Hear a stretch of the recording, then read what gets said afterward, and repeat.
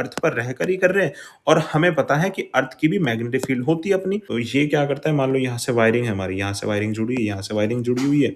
अब अगर करंट ज्यादा आएगा तो ये वाला वायर क्या हो जाएगा, ब्रेक हो जाएगा, बीच में टूट जाएगा। ये सोलेनॉइड है, एक जगह साउथ बनता है और एक जगह नॉर्थ बनता है। इस केस में यहाँ पर मैग्नेटिक फील्ड लाइंस बहुत पास पास है, तो इसलिए इसको हमने कहा स्ट्रॉन्ग मैग्नेटिक फील्ड। यहाँ पर मैग्नेटिक फील्ड लाइंस दूर दूर है, इस वजह से हमने कहा इसको weak magnetic field. Four finger होती है वो किसको डिनोट करती है, मैग्नेटिक फील्ड को। हेलो एवरीवन, कैसे हो आप सभी। बहुत बहुत स्वागत है आपका एक बार फिर से हमारे YouTube channel physics by Athar में। और आज हम करने जा रहे हैं magnetic effect of electric current के एनसीईआरटी के एग्जाम्पलर्स के क्वेश्चंस। ठीक है, तो इस वीडियो में एग्जाम्पलर के क्वेश्चंस हम जो करेंगे वो सिर्फ एनसीईआरटी एग्जाम्पलर से जो एमसीक्यूज क्वेश्चंस हैं उनको ही डील करेंगे। ठीक है भाई, जो आपके सब्जेक्टिव क्वेश्चंस हैं उसके लिए हम सेकेंड पार्ट लाएंगे इस वीडियो का। तो टाइम वेस्ट ना करते हो, हम क्वेश्चंस को शुरू कर देते हैं। सबसे पहले क्वेश्चन हम देख लेते हैं। सबसे पहले क्वेश्चन में कहा है आपको choose the incorrect statement from the following regarding magnetic field lines. Magnetic field lines में इन चारों ऑप्शन में से कौन सा ऑप्शन इनकरेक्ट है, गलत है। ठीक है भाई, पहला पार्ट देखते हैं। The direction of magnetic field lines at a point is taken to be the direction in which the north pole of a magnetic compass needle points. देखो, अगर आप ध्यान से देखो यहाँ पर कि जहां पर मैग्नेटिक फील्ड की अगर हमें डायरेक्शन निकालनी हो तो जिस डायरेक्शन में वो नॉर्थ पोल उसका पॉइंट करता है उसी डायरेक्शन में मैग्नेटिक फील्ड आएगी आपकी। ठीक है, तो ये तो ऑप्शन आपका करेक्ट है। सेकंड देख लेते हैं। Magnetic field lines are closed curve. इस डायग्राम में अगर आप देखो भाई, मैग्नेटिक फील्ड लाइंस यहां से निकली है और यहां आई और फिर ये यहां से शुरू होकर वापस चली गई, यानी कि क्या बनाती है, एक तरीके से क्लोज कंटिन्यूअस कर्व बनाती है। ठीक है, तो ये ऑप्शन नंबर बी भी आपका सही है। ऑप्शन नंबर सी देख लेते हैं। If the magnetic field lines are parallel and equidistant, they represents zero field strength। यानी कि अगर मैग्नेटिक फील्ड लाइंस आपकी पैरेलल है और इक्विडिस्टेंस है तो वो क्या शो करेंगी, मैग्नेटिक फील्ड जीरो शो करेंगी। ठीक है भाई, जीरो। पर ऐसा तो नहीं होता है, हमने देखा है कि अगर मैग्नेटिक फील्ड लाइंस पैरेलल हो तो उसको हम बोलते हैं कि यूनिफॉर्म मैग्नेटिक फील्ड है, जीरो नहीं होती है। ठीक है, तो ऑप्शन नंबर आपका सी यहां पर इनकरेक्ट हो जाएगा। ठीक है भाई, ऑप्शन नंबर सी आपका इनकरेक्ट, यानी आपका आंसर ऑप्शन नंबर सी। हम ऑप्शन नंबर जो हमारा डी है उसको भी देख लेते हैं एक बार। क्या कहा है, relative strength of magnetic field is shown by the degree of closeness of the field lines. देखो भाई, बिल्कुल सही बात है कि कितनी ज्यादा स्ट्रॉन्ग मैग्नेटिक फील्ड है वो हमें कैसे बताया जाता है कि कितना पास पास मैग्नेटिक फील्ड लाइन है या फिर कितना दूर दूर है। इस डायग्राम में आप देखो, इस केस में यहाँ पर मैग्नेटिक फील्ड लाइंस बहुत पास पास है तो इसलिए इसको हमने कहा स्ट्रॉन्ग मैग्नेटिक फील्ड। यहाँ पर मैग्नेटिक फील्ड लाइंस दूर दूर है, इस वजह से हमने कहा इसको वीक मैग्नेटिक फील्ड। ठीक है भाई, तो ये भी ऑप्शन आपका करेक्ट है। क्वेश्चन नंबर 1 कंप्लीट होता है हमारा। क्वेश्चन नंबर 2 की तरफ मूव करेंगे। क्या कहा है क्वेश्चन नंबर 2 में, if the key in the arrangement, इस अरेंजमेंट में जो की है हमारी, इज टेकन आउट, यानी उसको हमने हटा दिया, the circuit is made open, यानी यहां से सर्किट ब्रेक हो चुका है, ओपन हो चुका है। ठीक है, and the magnetic field lines drawn are drawn over the horizontal plane ABC, यानी आपको ए बी सी पर, एबीसीडी पर एक आपको मैग्नेटिक फील्ड लाइंस बनानी है। तो कैसी बनेगी, क्योंकि यहां पर सर्किट आपका ब्रेक हो चुका है, यहां पर सर्किट ब्रेक हो चुका है। अगर सर्किट सर्किट ब्रेक हो चुका है तो जो आपकी बैटरी है वो करंट फ्लो ही नहीं करेगी, यानी ये जो आई की वैल्यू यहां पर होगी नहीं। अगर करंट नहीं होगा इस कंडक्टर में तो यहां ये मैग्नेटिक फील्ड भी नहीं बनाएगा। ठीक है भाई, कोई मैग्नेटिक फील्ड ये वायर नहीं बनाएगा। इसका मतलब यहां पर जो मैग्नेटिक फील्ड लाइंस है वो वायर से तो नहीं बनेगी, पर क्योंकि ये जो एक्सपेरिमेंट है हम कहां पर कर रहे हैं भाई, अर्थ पर रहकर ही कर रहे हैं और हमें पता है कि अर्थ की भी मैग्नेटिक फील्ड होती है अपनी। और अगर हम अर्थ की मैग्नेटिक फील्ड की बात करें, एक छोटे से पेपर पे बनाना है, मान लो कहीं पर आपको छोटे से पेपर, तो वहां पर जो अर्थ की मैग्नेटिक फील्ड लाइंस है वो हमें पैरेलल आती हुई दिखेंगी। ठीक है, क्योंकि वो इनफाइनाइट, मतलब एक तरीके से इनफाइनाइटली होते हैं हमारे लिए। तो इस पेपर पर जो मैग्नेटिक फील्ड बनेगी वो due to earth magnetic field बनेगी और अर्थ के लिए, मतलब अर्थ की वजह से हमारे लिए जो मैग्नेटिक फील्ड लाइंस है वो पैरेलल होती है एक तरीके से। ठीक है भाई, तो ऑप्शन देख लेते हैं कौन कौन सा सही है। इस पेपर पर कैसा बनेगा, कॉन्सेंट्रिक सर्कल बनेगा, ये तो नहीं है भाई। हमने देखा कोसेंट्रिक सर्कल कब बनता है, जब वायर के अंदर से करंट फ्लो होगा। सेकंड केस में कहा इलिप्टिकल शेप, इलिप्टिकल शेप का तो कोई हमने रूल पढ़ा ही नहीं है।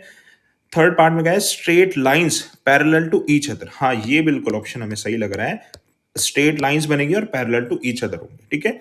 और आगे का है डी ऑप्शन भी देख लेते हैं, concentric circle near the point O but of elliptical shape as we go away from it, ऐसा भी कुछ नहीं है हमारे पास, ठीक है। तो इसका ऑप्शन नंबर कौन सा सही हो जाएगा भाई, हमारा ऑप्शन नंबर सी करेक्ट हो जाएगा, ठीक है। क्वेश्चन नंबर 2 कंप्लीट होता है। क्वेश्चन नंबर 3 की तरफ मूव करेंगे। देख लेते हैं क्वेश्चन नंबर 3 में क्या कहा है हमें। A circuit loop plays in a plane perpendicular to the plane of paper carries a current when the key is on. अगर की को आप ऑन करोगे तो करंट इसमें फ्लो होगा। The current as seen from point A, अगर आप इस पॉइंट यानी इस डायरेक्शन से करंट को देखो, इस डायरेक्शन से करंट को देखो, एंड बी या फिर इस डायरेक्शन से देखो, इज एंटी क्लॉकवाइज, यानी बी के केस में क्या है भाई, वो एंटी क्लॉकवाइज है, और एंड क्लॉकवाइज रेस्पेक्टिवली, यानी बी के केस में क्या है, क्लॉकवाइज, यहां पर क्लॉकवाइज आपका, ठीक है, ये कहा है। फिर आगे क्वेश्चन में कहा है the magnetic field lines point point from B to A, आपको बताना है बी से ए के बारे में बताना है। The north pole of the resultant magnetic field is on the face close to, आपको बताना है कि किस साइड जो आपका नॉर्थ पोल प्रोड्यूस होगा, ये बताना है आपको, ठीक है भाई। देखो काफी कॉम्प्लिकेटेड क्वेश्चन लगा होगा आपको जब हमने पढ़ा इसको, पर इसके बहुत सिंपल सी ट्रिक बताता हूं आपको। ट्रिक क्या है, आपको सिर्फ ये याद रखना है कि अगर आपका करंट क्लॉकवाइज होगा, क्लॉकवाइज होगा तो वहां पर आप लिख दो एस, क्योंकि एस कैसे पॉइंट कर रहा है, क्लॉकवाइज पॉइंट कर रहा है, ठीक है। और अगर आपका करंट एंटी क्लॉकवाइज होगा तो वहां पर आप लिख दो एन, क्योंकि एन आपका एक तरीके से एंटी क्लॉकवाइज पॉइंट करता है, ठीक है। तो आप ये रूल याद रखो, अगर आपका करंट क्लॉकवाइज है तो क्या बनेगा, साउथ बनेगा, और अगर आपका करंट एंटी क्लॉकवाइज है तो नॉर्थ बनेगा। बताओ ये बात समझ में आएगी आपको डायरेक्ट, ठीक है। तो अब हमें बताया है बी पॉइंट पर क्या है, क्लॉकवाइज, यानी कि बी पॉइंट पर क्या है, क्लॉकवाइज यानी साउथ। तो ए पॉइंट पर क्या है, एंटी क्लॉकवाइज, और एंटी क्लॉकवाइज पे क्या बनता है, नॉर्थ। यानी क्वेश्चन में पूछा है north pole of the resultant magnet is on the face, यानी कौन से फेस पर नॉर्थ पोल बनेगा। हमें पता है ए पॉइंट पर एंटी क्लॉकवाइज है, इसलिए एंटी क्लॉकवाइज के लिए क्या होता है, नॉर्थ पोल बनता है, ठीक है। तो ए फेस पर क्या बन जाएगा भैया आपका, ए फेस पर नॉर्थ पोल बन जाएगा, ठीक है। तो इसका ऑप्शन नंबर कौन सा हो जाएगा, एक तो दिया है सिर्फ ए, एक दिया है सिर्फ बी, सी में क्या दिया है, A if the current is smaller and B नहीं, ऐसा कुछ नहीं है। तो ऑप्शन हमारा क्या हो जाएगा, फर्स्ट ही करेक्ट हो जाएगा, ठीक है भाई। क्वेश्चन नंबर 3 कंप्लीट होता है। नेक्स्ट क्वेश्चन की तरफ मूव करेंगे हम। अब हम देख लेते हैं क्वेश्चन नंबर 4 क्या गया है। क्वेश्चन नंबर 4 में for a current in a long straight solenoid north and south pole are created at the two ends among the following statement, the incorrect statement is, आपको बताना है इनकरेक्ट स्टेटमेंट कौन सा है। ये सोलेनॉइड है, एक जगह साउथ बनता है और एक जगह नॉर्थ बनता है, ठीक है भाई। अब देखते हैं आपके पास जो 4 ऑप्शन है इनमें से इनकरेक्ट कौन सा है। फर्स्ट पार्ट पढ़ेंगे हम। The field lines inside the solenoid are in the form of straight line. देखो भाई सोलेनॉइड के अंदर जो है फील्ड लाइंस कैसी होती है, स्ट्रेट होती है, ये बात बिल्कुल सही है। आगे बढ़ते हैं। Which indicate that the magnetic field lines is the same at all points inside the solenoid. बिल्कुल सही बात है, अगर मैग्नेटिक फील्ड लाइंस पैरेलल है तो वो यूनिफॉर्म है, यानी यहाँ पर यहाँ पर यहाँ पर सब जगह वैल्यू सेम रहेगी मैग्नेटिक फील्ड की। तो ऑप्शन नंबर 1 तो हमारा बिल्कुल करेक्ट है। सेकेंड पार्ट पढ़ते हैं। The strong magnetic fields produce inside the solenoid can be used to magnetize a piece of magnetic material like soft iron when placed inside the coil। बिल्कुल सही बात है, अगर हम सोलेनॉइड के अंदर एक आयरन कोर डाल दें, सॉफ्ट आयरन कोर डाल दे तो क्या हो जाएगा, एक तरीके से मैग्नेटाइज हो जाएगा। तो ऑप्शन नंबर बी भी आपका बिल्कुल करेक्ट है। फर्स्ट और सेकंड दोनों करेक्ट है। सी ऑप्शन देख लेते हैं।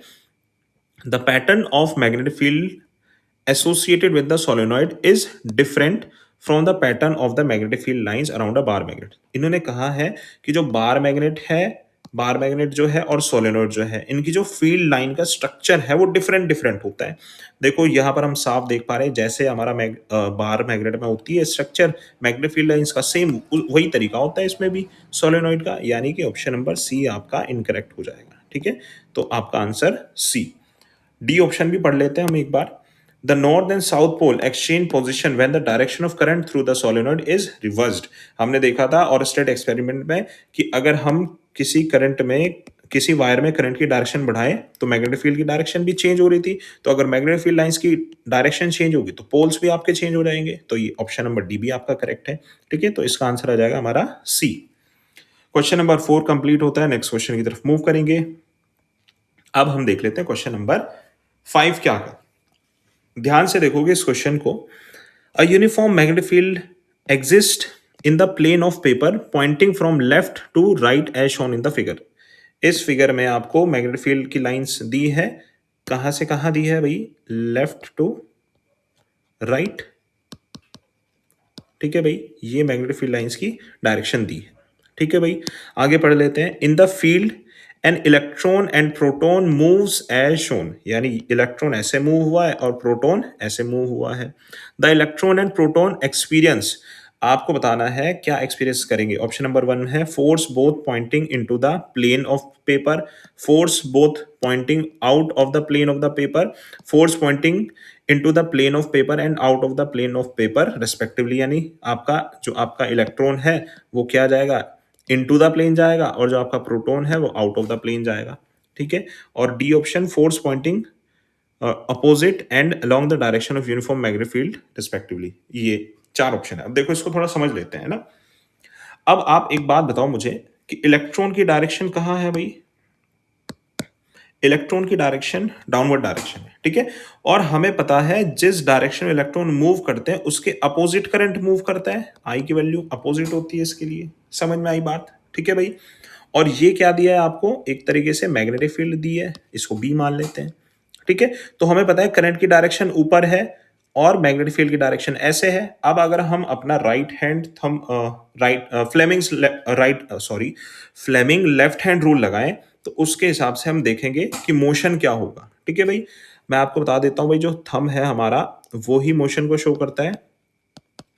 ठीक है, और जो हमारी 4 फिंगर होती है वो किसको डिनोट करती है? मैग्नेटिक फील्ड को। और जो हमारी मिडल फिंगर होती है वो किसको डिनोट करती है? करंट को।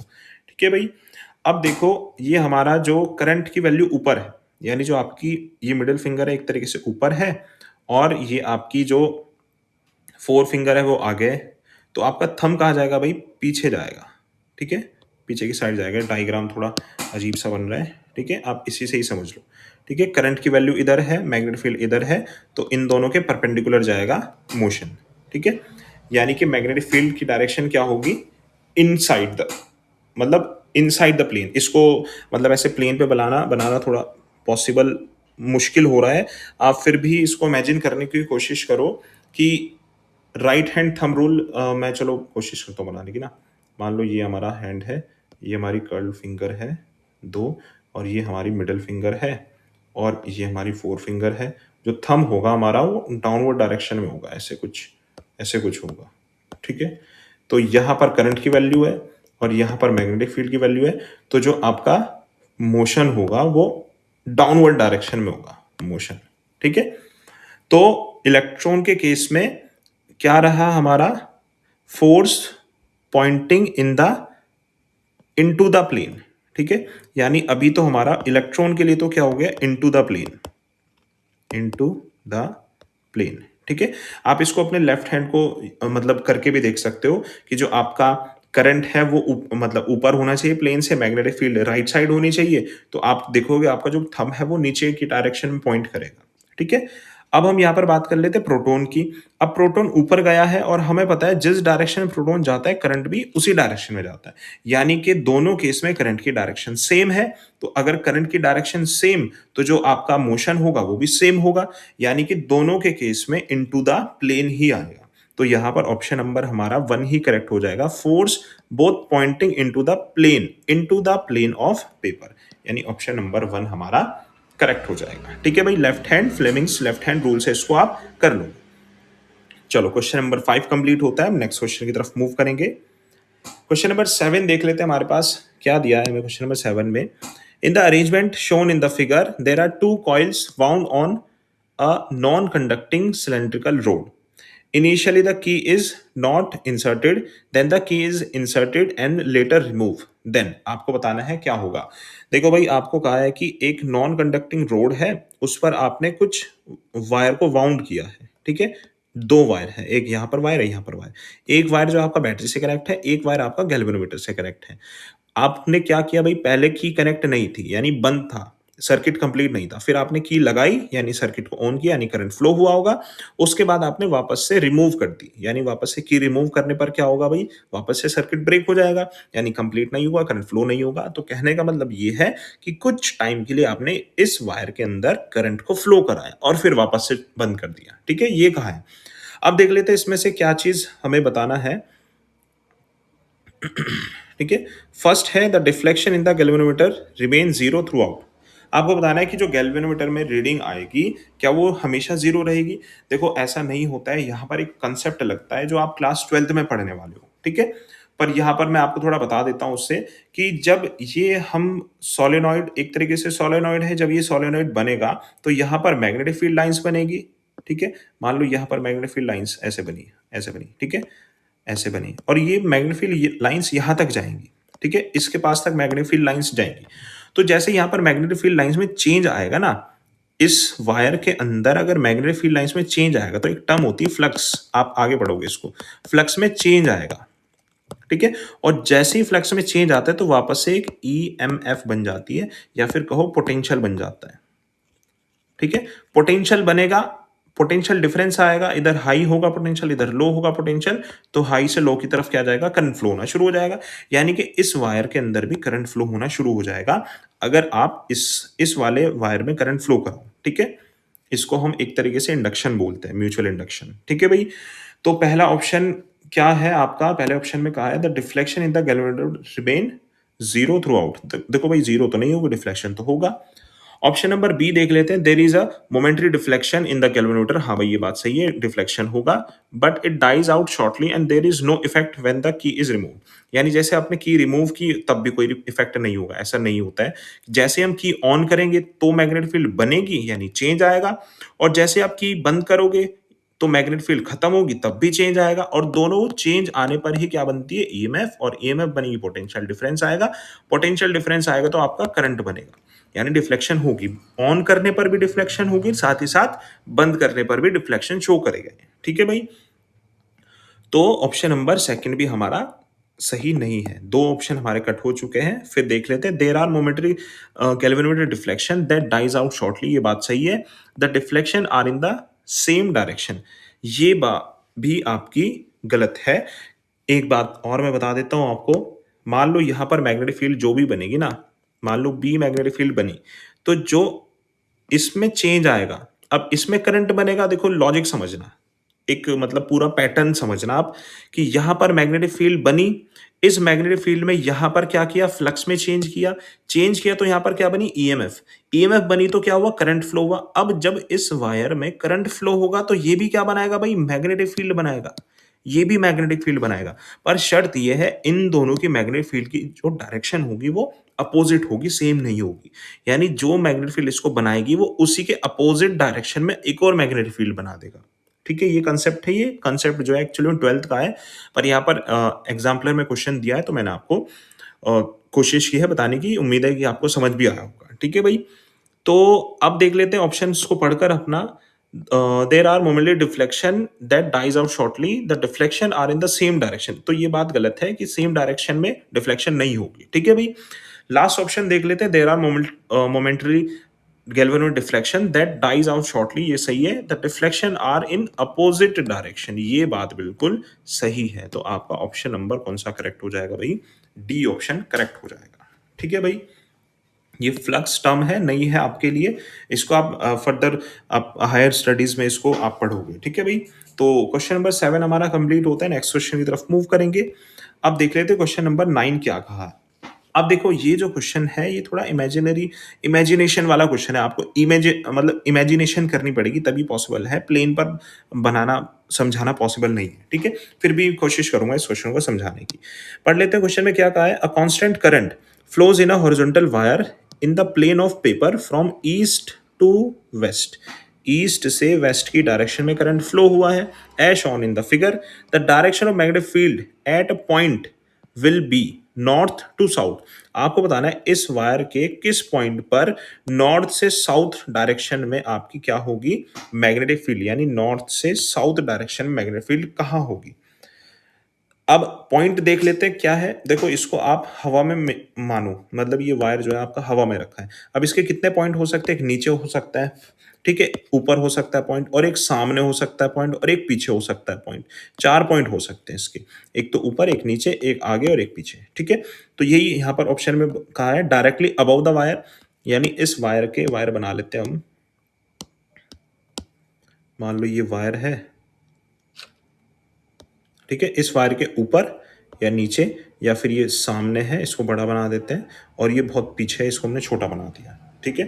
ये एक तरीके से मान लो आपका ऐसे है ना, यहाँ पे, और ये ऐसे आ गया, ठीक है, कुछ ऐसे 4 पॉइंट मान लेते हैं। तो पहला ऑप्शन में क्या कहता है, डायरेक्टली अबव द वायर, यानी इस पॉइंट पर। तो अब देखो आपको रूल क्या लगाना है, हमें रूल लगाना है राइट हैंड थंब रूल। देखो जो करंट की डायरेक्शन वो ईस्ट से वेस्ट है, यानी करंट की डायरेक्शन, थंब हमने करंट की डायरेक्शन में कर लिया है, ठीक है। अब अगर हम इस करंट, मान लो यहाँ पर वायर है, ठीक है, यहाँ पर हमने वायर मान लिया। अब आप देखो, इमेजिन करो थोड़ा कि हमें अबव द वायर बताना है यहाँ पर, तो ये आपकी जो कर्व फिंगर है ये आकर यहाँ पर अंदर जाएंगी, ठीक है। अब इसका मतलब क्या है, यहाँ पर कौन सी डायरेक्शन होगी, अगर अंदर जाएगी तो साउथ से नॉर्थ होगी। पर आपको क्वेश्चन पूछा नॉर्थ से साउथ, तो ऊपर तो डायरेक्शन आपकी अंदर की तरफ है, यानी कि अंदर की तरफ का मतलब ऐसे, साउथ से नॉर्थ है, ठीक है। और अगर आप देखो इस वायर के नीचे पॉइंट, तो आपकी फिंगर जो है नीचे से बाहर आ रही है, यानी outside the plane. Outside the plane का मतलब नॉर्थ से साउथ। तो एक्चुअली में आपका आंसर यही हो जाएगा, डायरेक्टली बिलो, यानी इस वायर के नीचे आप देखो तो वो बाहर की तरफ आ रहा है, ठीक है। बाहर की तरफ आने का मतलब नॉर्थ से साउथ आएगा, ठीक है।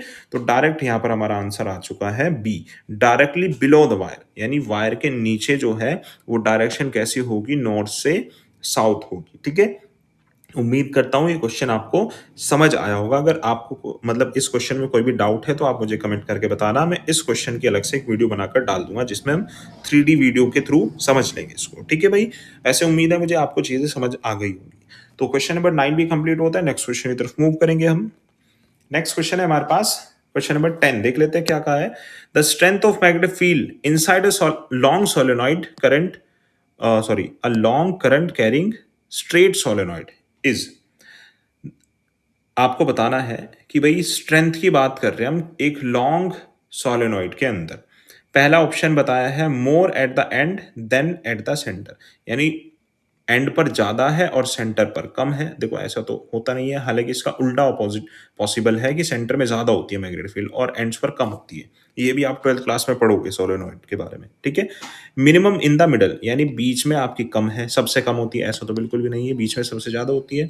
सेम एट ऑल पॉइंट, हाँ ये कह सकते हैं हम कि अंदर की अगर हम बात करें ना, ये अंदर की बात तो यहाँ हर जगह सेम होगी। पर हाँ अगर एंड्स की बात करें ना तो एंड्स पे कम होगी, जितना दूर जाओगे उतनी कम होती रहेगी। पर अगर हम अंदर की बात करें तो अंदर बिल्कुल सेम रहती है। क्यों रहती है सेम, क्योंकि जो मैग्नेटिक फील्ड लाइंस है वो पैरेलल है, और पैरेलल मैग्नेटिक फील्ड लाइंस क्या करती है, यूनिफॉर्म मैग्नेटिक फील्ड शो करती है। यानी यहाँ पर भी मैग्नेटिक फील्ड की वैल्यू, यहाँ पर, यहाँ पर, यहाँ पर, हर जगह मैग्नेटिक फील्ड की वैल्यू सेम है। क्यों, क्योंकि लाइंस पैरेलल है।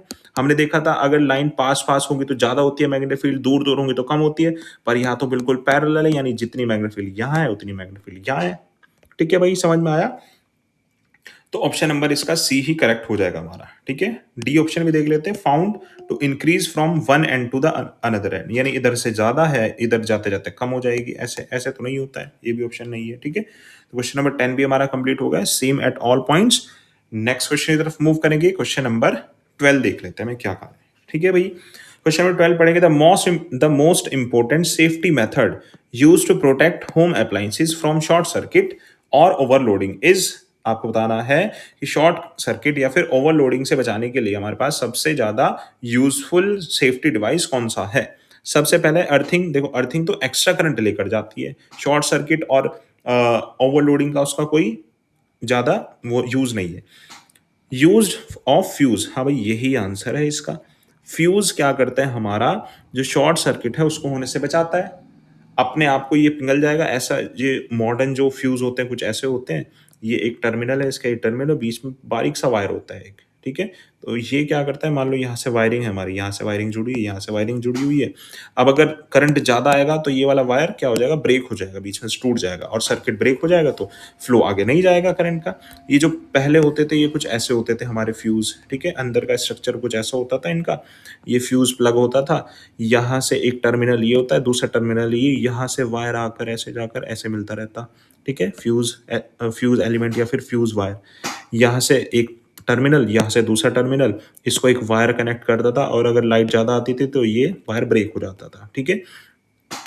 ये वाला जो है ये हमारा पुराना होता था, आजकल हम ये वाले फ्यूज़ यूज़ करते हैं। हालाँकि अब तो एमसीबीज़ आ चुकी हैं, एमसीबीज़, ठीक है? तो क्वेश्चन नंबर 12 हमारा कंप्लीट होता है। ऑप्शन नंबर इसका बी करेक्ट होगा, ठीक है भाई? तो यहाँ पर हमने सभी क्वेश्चंस कर लिए हैं एनसीईआरटी एग्जाम्पलर के, जो एमसीक्यूज क्वेश्चन थे पूरे हमारे कंप्लीट हो चुके हैं, ठीक है भाई? उम्मीद करता हूँ आपको ये सभी क्वेश्चन समझ आए होंगे। अगर आपको किसी भी क्वेश्चन में डाउट है तो आप कमेंट सेक्शन मुझे बता सकते हैं, जल्द से जल्द मैं उसका कोशिश करूंगा रिप्लाई देने की, ठीक है भाई? तो अब मिलते हैं सेकेंड पार्ट में इस वीडियो के।